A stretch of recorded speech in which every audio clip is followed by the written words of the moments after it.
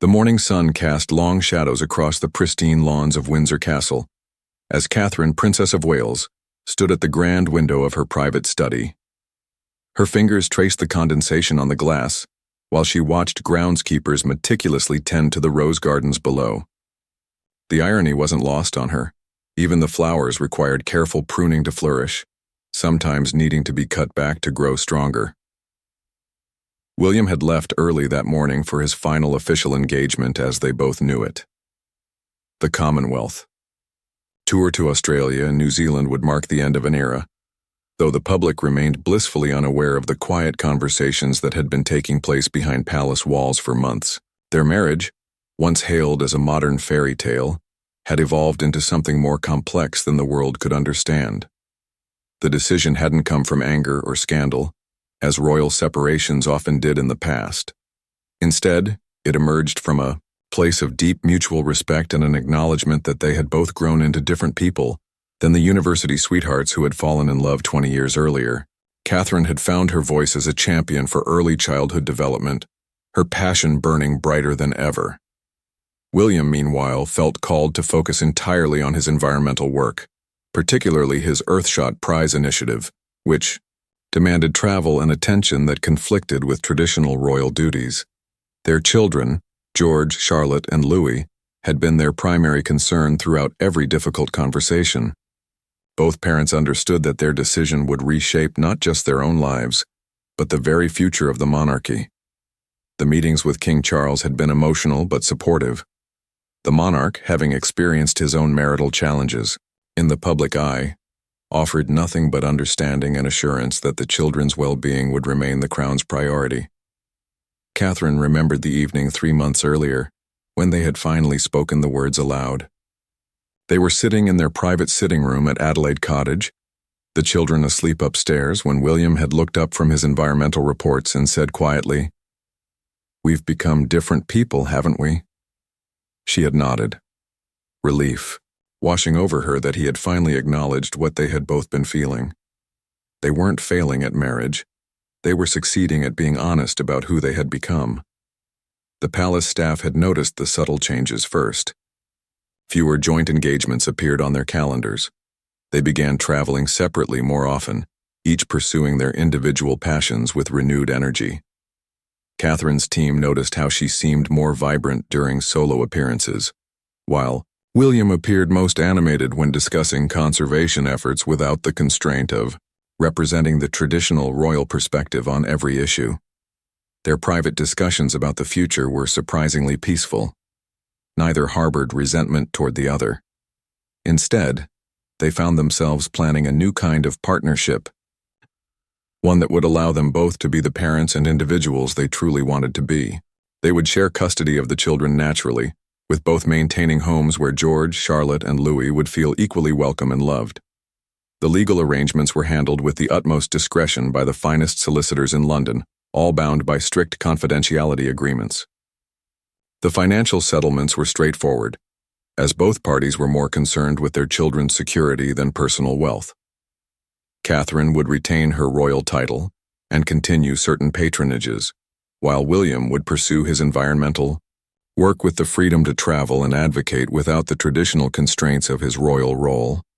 What surprised them both was how much relief they felt once the decision was made. The constant pressure to present a perfect united front had been exhausting. Now they could focus on being the best co-parents possible while pursuing their individual purposes. Their love for each other hadn't died.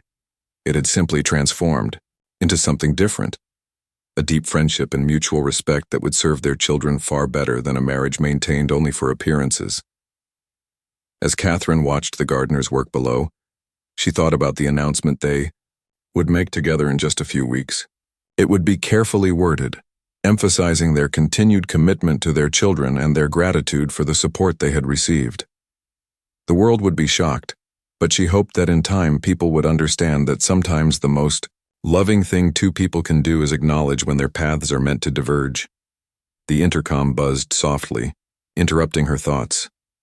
William was calling from Sydney, where his tour had begun. Their conversations had become easier now that they had removed the pretense of trying to fix something that wasn't actually broken. They talked about the children's school schedules, upcoming events, and his environmental meetings with Australian officials. The strain was gone from his voice, replaced by the enthusiasm she remembered from their early days together. Later that afternoon, Catherine would drive to collect the children from school, just as she had hundreds of times before. But today felt different. Today, she was moving toward a future that felt authentic rather than performative. The elegant parting they had chosen wasn't an ending, it was a beginning. The children sensed something different long before their parents said a word. 9-year-old George had always been perceptive, inheriting his grandmother Diana's intuitive understanding of adult emotions. During their regular Sunday walks through Windsor Great Park, he had begun asking questions that caught both Catherine and William off guard. "Mummy, why don't you and Papa argue like other parents do?" he had asked the previous weekend, his serious blue eyes searching her face for answers she wasn't ready to give. Charlotte, at 7, approached the situation with her characteristic directness. She had started insisting on equal time with each parent during bedtime stories, as if instinctively preparing for changes ahead. Little Louis, still only 4, remained blissfully unaware of the adult complexities surrounding him, more interested in his toy dinosaurs than palace politics. The conversation with their children would be the most important one of their lives, and both Catherine and William had spent weeks preparing. Child psychologists had been consulted discreetly, and they had read extensively about helping children navigate family transitions with grace and security. They knew their approach would set the tone for how George, Charlotte, and Louis would handle not just this change, but all of life's inevitable transitions. They chose a quiet Saturday afternoon at Anmer Hall, their Norfolk retreat, where the family had always felt most relaxed and private. The formal sitting rooms of their royal residences seemed inappropriate for such an intimate conversation. Instead, they gathered in the cozy family room where countless birthday parties, Christmas mornings, and ordinary family moments had unfolded. William began by explaining that sometimes grown-ups realize they can love each other and their children better by living differently than they had planned. Catherine watched their faces carefully as she added that nothing about their love for the three of them would change, but that Mummy and Papa had decided they could be happier and better parents by having their own special homes where the children would always be welcome. George processed this information with the seriousness of someone far older than his years. "Will we still be a family?" he asked, and both parents assured him that families come in many forms, but their family would always be strong. Charlotte wanted to know if she could still have sleepovers at both houses, while Louis was primarily concerned about whether his stuffed tiger would be able to travel between homes. The questions continued for hours, and Catherine marveled at how naturally the conversation flowed once they had begun. The children seemed almost relieved to have explanations for the subtle changes they had already noticed. There were tears, particularly from Charlotte, who had always been especially sensitive to her parents' moods. But there was also excitement, as they discussed how they would decorate their new rooms and which activities they wanted to do at each house. Over the following weeks, the children became active participants in planning their new life structure. George expressed interest in having his own study space at his father's new home, where he could work on the environmental projects that increasingly fascinated him. Charlotte wanted to ensure her piano would be accessible at both residences, as her musical talents were flourishing under Catherine's encouragement. Louis simply wanted guarantees that his beloved treehouse at Anmer Hall wouldn't disappear. The practical arrangements fell into place more smoothly than either parent had dared hope. William had purchased a beautiful Georgian manor house in Kent, complete with extensive grounds where he could host the environmental leaders and activists who were becoming central to his work. The property included a fully equipped conference center, where his Earthshot meetings could take place, symbolizing his commitment to making environmental protection his primary focus. Catherine would remain at Adelaide Cottage with the children as their primary residence, while also maintaining access to apartment 1A at Kensington Palace for her official duties. The children would spend alternating weekends and school holidays with William, with flexibility built in for special occasions and royal duties. Both parents were determined that the children's education and friendships would remain as stable as possible. The most touching aspect of this transition was watching how the children began to flourish in new ways. George started accompanying his father to environmental conferences appropriate for young people. His natural curiosity about conservation issues encouraged without the pressure of representing the Crown's official positions. Charlotte found herself with more one-on-one time for her musical pursuits with Catherine, who had always been her strongest supporter, but previously had to balance attention among all three children and royal duties. Even little Louis seemed to benefit from the increased individual attention. With both parents more focused and less stressed, he was receiving richer, more present parenting than he had experienced when his mother and father were struggling to maintain a partnership that no longer served them. The children's adjustment became a source of strength for both Catherine and William.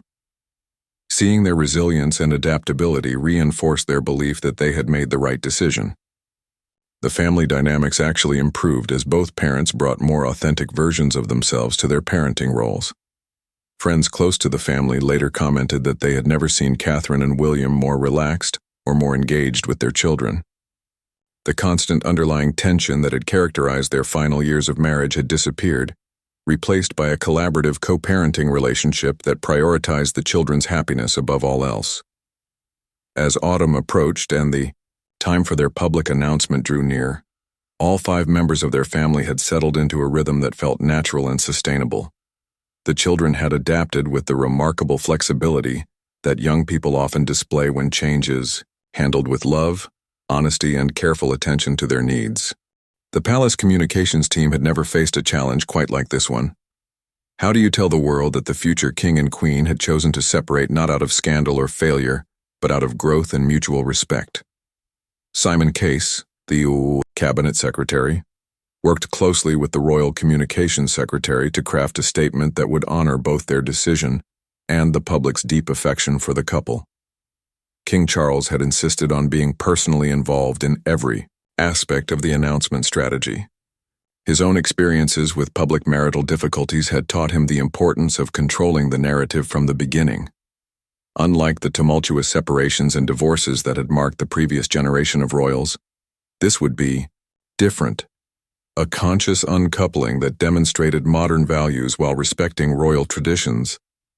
The media strategy was carefully orchestrated over several weeks. Trusted royal correspondents were given background briefings that emphasized the amicable nature of the separation and the continued united front regarding their children's welfare. The goal was to prevent the feeding frenzy that typically accompanied royal relationship news, instead positioning this as a mature decision by 2 people who remained committed to their roles as parents and public servants. Catherine and William decided they would make the announcement together, appearing as a united front one final time. The location they chose was significant, the same garden at Kensington Palace where William had proposed over a decade earlier. The symbolism wasn't lost on anyone. They were returning to where their public love story began to explain how it was evolving into something new. The morning of the announcement, both woke early in their respective homes. Catherine spent time in meditation, a practice that had become essential to her well-being over the past year. William went for a long run through the grounds of his Kent estate, finding clarity in the rhythm of his footsteps on familiar paths. They spoke by phone before leaving for the palace, offering each other encouragement and reaffirming their commitment to presenting a united message. The press conference was scheduled for 2 p.m., allowing time for careful preparation and ensuring maximum global coverage. The palace had coordinated with major networks worldwide, understanding that this announcement would dominate international headlines. Social media teams were prepared with approved content, and contingency plans were in place for managing public reaction. When Catherine and William appeared together in the palace garden, their body language told a story of mutual respect and genuine affection. They stood close enough to demonstrate unity, but not with the forced intimacy that had characterized some of their recent joint appearances. Catherine wore a navy blue dress that conveyed seriousness without somber formality, while William chose a suit that struck the right balance between official and approachable. William spoke first, his voice steady and clear, as he explained that they had made a decision to restructure their marriage in a way that would allow them both to serve the public more effectively While prioritizing their children's well-being, he emphasized that this was not a failure but an evolution, a recognition that their individual purposes had developed in directions that required different approaches to life and service. Catherine's portion of the statement focused on their continued commitment to co-parenting and their gratitude for the public support they had received throughout their marriage. She spoke about the importance of authentic living and how their decision would ultimately serve their children better than maintaining a traditional structure that no longer reflected who they had become as individuals. The questions from the assembled media were respectful but probing. When asked about the impact on the line of succession, William explained that George's position remained unchanged and that both parents would continue to prepare him for his future role. Catherine addressed concerns about royal patronages, confirming that she would maintain her work with early childhood development while having the freedom to expand into areas that had always interested her but hadn't fit within traditional royal constraints. Perhaps the most powerful moment came when a journalist asked about their feelings toward each other. Catherine and William exchanged a look that spoke volumes before William answered, "We have deep love and respect for each other that will never change. Sometimes the greatest gift you can give someone you love is the freedom to become who they're meant to be." The immediate media reaction was surprisingly positive, rather than scandal-mongering. Most outlets focused on the maturity and thoughtfulness of their approach. Social media responses were mixed but generally supportive, with many praising their honesty and child-centered decision-making. Royal watchers noted that this represented a new model for how modern royals might handle relationship changes.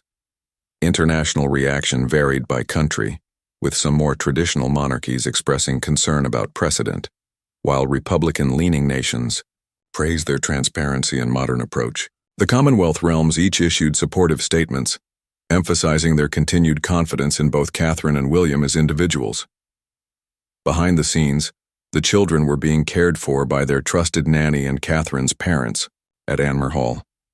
They had been prepared for the public attention that would follow, and security measures had been increased around all their regular locations. The palace was determined that the children would experience as little disruption as possible from the media attention. That evening, Catherine and William shared a quiet dinner together, their first meal as officially separated spouses. They talked about the day's events, the media coverage, and their hopes for how the public would adjust to their new reality. There was sadness in acknowledging the end of their marriage as the world had known it, but also relief that they could now move forward authentically. The international headlines the next morning varied dramatically, from sensational tabloid coverage to thoughtful analysis pieces about evolving royal roles in the 21st century. But what mattered most to both Catherine and William was that they had told their story on their terms, with dignity and honesty, that they hoped would serve as an example for their children about handling life's difficult transitions with grace. The weeks following their announcement brought unexpected challenges and surprising support from corners they hadn't anticipated.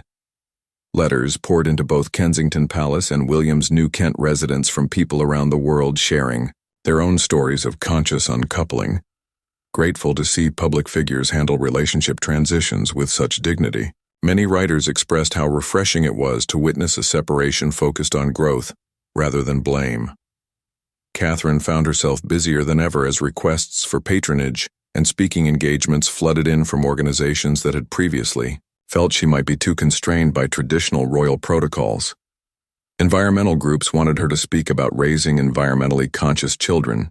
Educational institutions sought her expertise on early childhood development, without the formal restrictions that had previously limited her academic discussions. Her first solo engagement after the announcement was at a Cambridge research facility studying child brain development.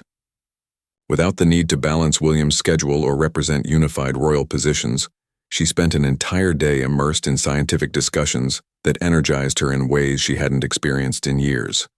The researchers were impressed by her depth of knowledge and her ability to ask questions that demonstrated genuine expertise rather than polite royal interest. William's transformation was equally remarkable. His environmental work had always been passionate, but constrained by the need to represent mainstream royal positions on every issue. Now he could advocate boldly for policies that might have been considered too political for a future king.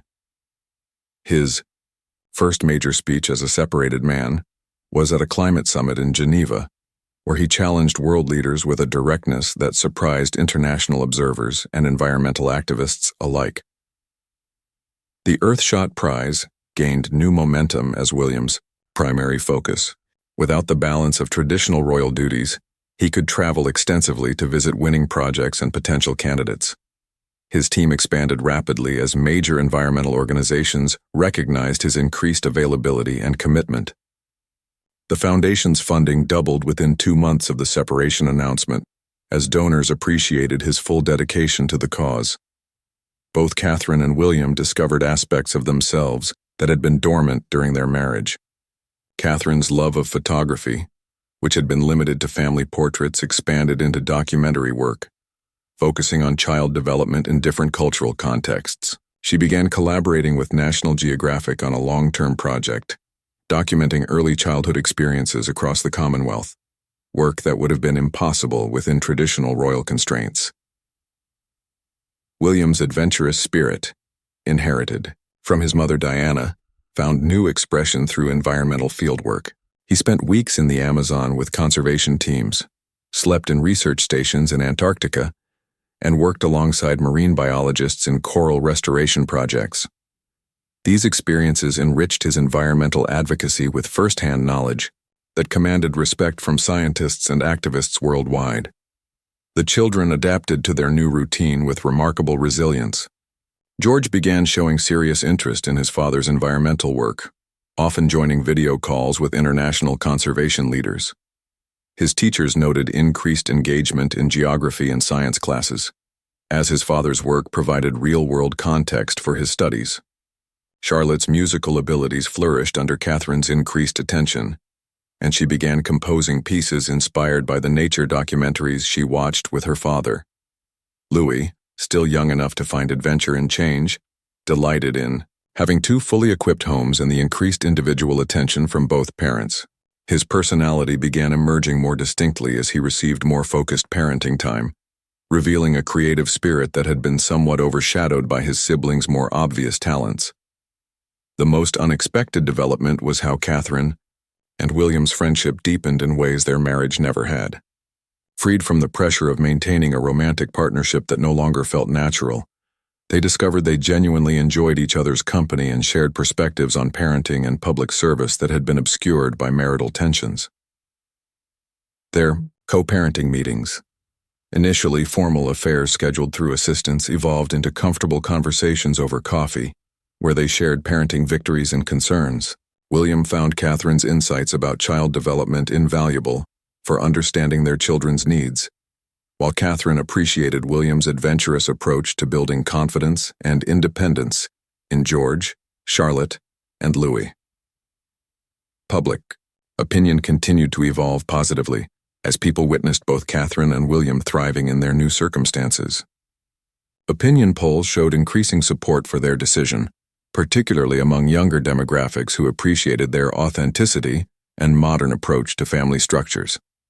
Even traditional monarchists began acknowledging that happier, more fulfilled parents were likely to raise more confident future royals. The international media gradually shifted from relationship speculation to coverage of their individual achievements. Catherine's work began receiving serious academic attention, with universities offering her honorary doctorates and research partnerships. William's environmental advocacy was being compared favorably to the most effective climate activists worldwide, with his royal platform lending credibility to urgent environmental messages. Behind the scenes, both were rediscovering passions and interests that had been set aside during their years of trying to maintain a marriage that had outgrown its original foundation. Catherine began learning Mandarin to better communicate with researchers in China working on child development. William started studying marine biology through online courses, enhancing his understanding of ocean conservation projects. Their social circles also expanded in unexpected ways. No longer constrained by the need to socialize as a couple, both developed individual friendships with people who shared their specific interests. Catherine connected with child development researchers, documentary filmmakers, and social entrepreneurs focused on early childhood issues. William's new friends included climate scientists, environmental activists and adventure photographers documenting environmental change. The transformation was so complete that friends who had known them as a couple remarked that they seemed like different people, more energetic, more focused, and paradoxically more connected to their children despite the changed family structure. Their decision to prioritize authenticity over appearance was yielding benefits none of them had fully anticipated. 6 months after their separation announcement, Catherine and William faced their first major test as co-parents when Charlotte was selected for a prestigious international youth orchestra program in Vienna. The opportunity required one parent to accompany her for a month-long residency, and both Catherine and William wanted to support their daughter's remarkable musical talent. The solution they developed became a model for their future co-parenting decisions. William adjusted his environmental conference schedule to spend the first 2 weeks in Vienna, combining Charlotte's program with meetings with European climate organizations. Catherine then took over for the final 2 weeks, using the time to research early childhood music education programs that could inform her advocacy work. Charlotte thrived under this arrangement, receiving dedicated attention from each parent, while experiencing their different approaches to supporting her ambitions. William's adventurous spirit led him to explore Vienna's music history with Charlotte, visiting every concert hall and museum connected to the classical composers she was studying. Catherine's more analytical approach helped Charlotte understand the neurological benefits of music education, connecting her passion to broader questions about child development. The success of the Vienna arrangement gave both parents confidence that their unconventional family structure could provide their children with richer experiences than a traditional marriage might have allowed. They began planning other opportunities where their individual strengths and interests could benefit each child's development. George's fascination with environmental science led to a summer program where he split time between his father's conservation projects and his mother's research into how environmental factors affect child development. At 11, he was beginning to understand how his parents' separate passions could intersect in meaningful ways, giving him a broader perspective on global issues than either parent could have provided alone. The public gradually became accustomed to seeing Catherine and William at separate events, each clearly energized by their individual purposes. Catherine's speeches on early childhood development gained international recognition for their depth and innovation. She was invited to address the World Health Organization about her research findings and began consulting with governments developing new child welfare policies. William's environmental work reached new heights of influence as he collaborated with major climate organizations without the restrictions that had previously limited his political engagement. His Earthshot Prize became one of the most significant environmental awards globally, with winning projects receiving not just funding, but ongoing mentorship from William's expanding network of conservation experts. The most moving development was how their changed relationship affected their children's understanding of love and commitment. Rather than seeing their parents' separation as failure, George, Charlotte, and Louis learned that love could take many forms, and that the most important aspect of any relationship was treating each other with respect and kindness. Charlotte, in particular, seemed to flourish under this lesson. Her music teachers noticed that her compositions had gained emotional depth and complexity that reflected a mature understanding of human relationships. She began writing pieces that explored themes of change, growth, and different types of love, impressing professional musicians with her sophisticated musical storytelling. George's environmental projects at school became more collaborative and inclusive, influenced by watching his parents work together despite their changed circumstances.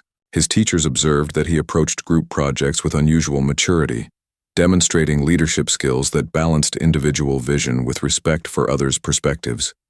Even little Louis, now 5, showed remarkable emotional intelligence in his interactions with friends whose parents were together.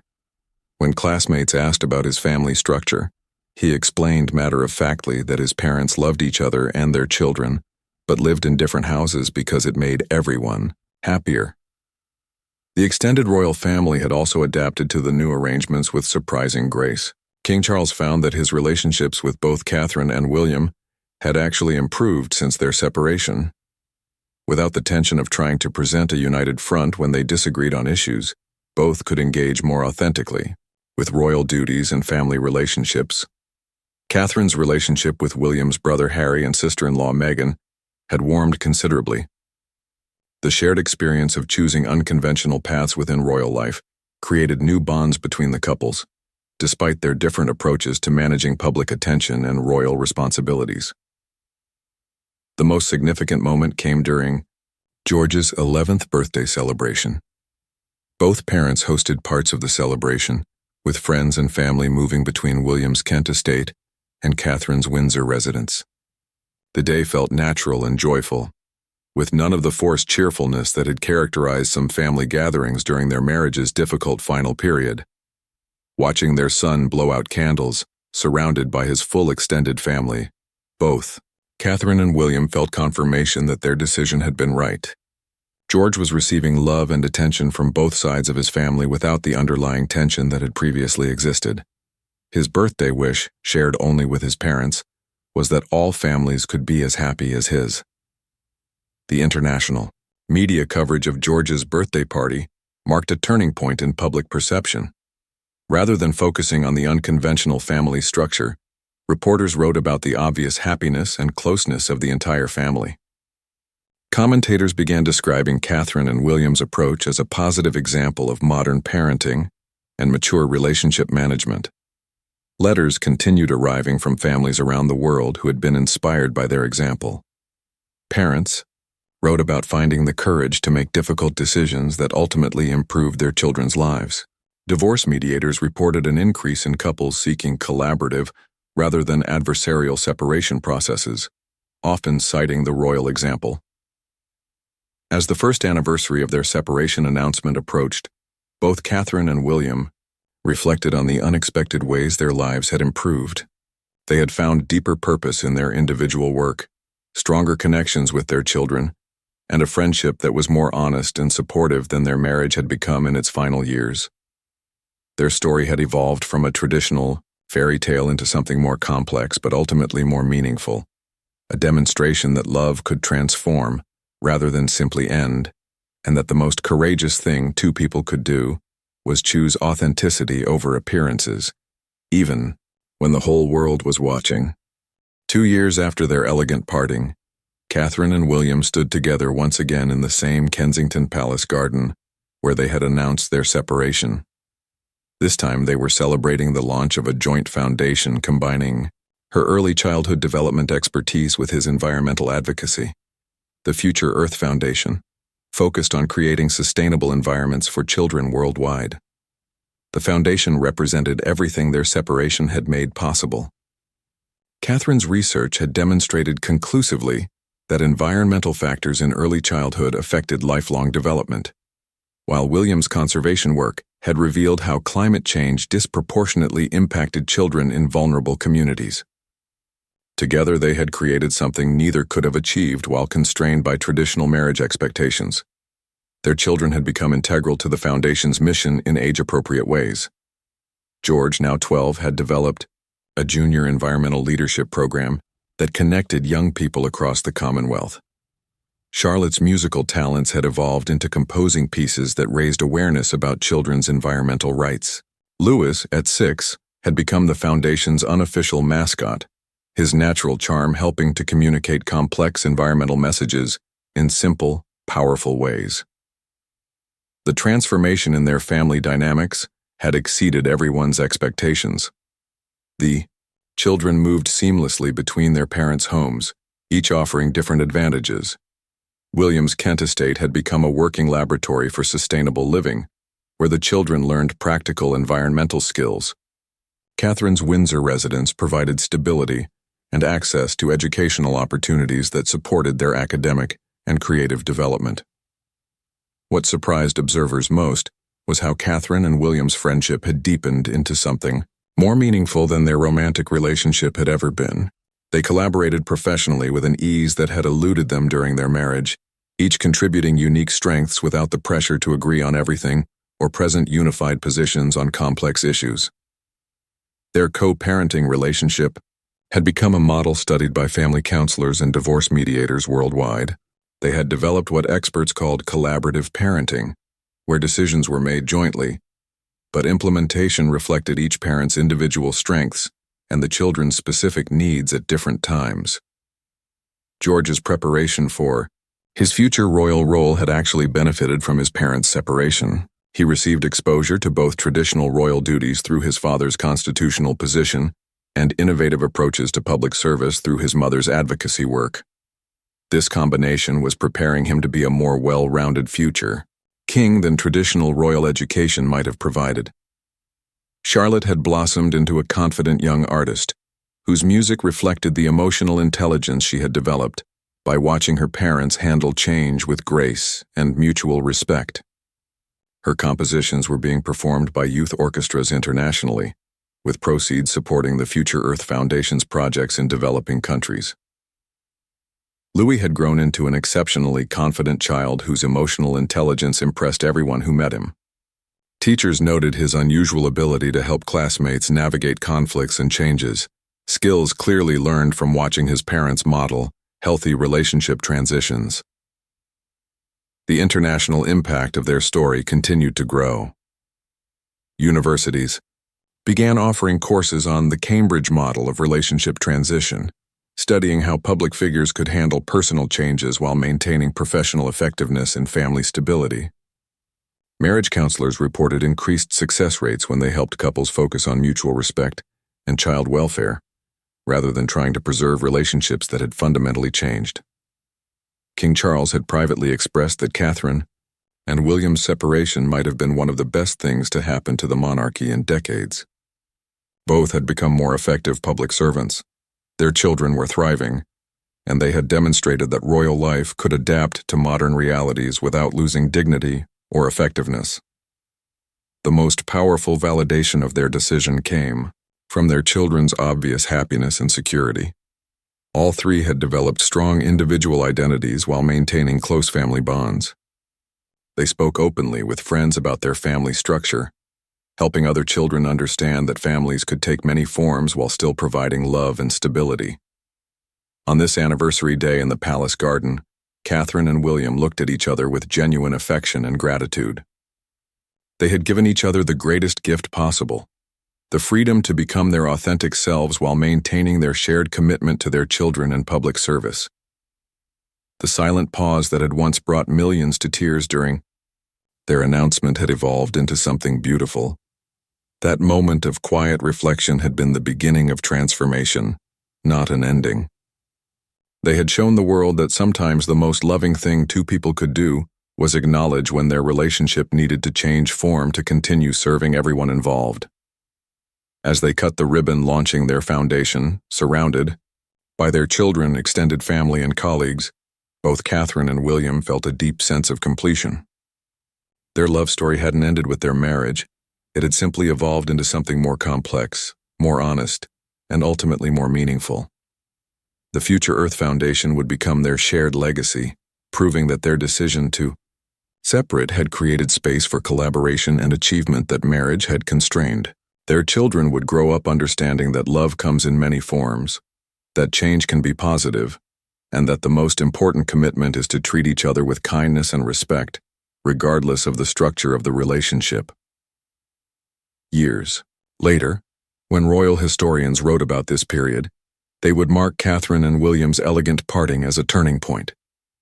The moment when the modern monarchy learned to embrace authenticity over tradition, individual purpose over rigid roles, and collaborative love over conventional marriage expectations. They had given their children, their country, and the world an example of how to handle life's most difficult transitions with grace, dignity, and genuine care for everyone involved. The tears that millions had shed during their announcement had transformed into admiration for their courage, wisdom, and deep commitment to doing what was best for their family.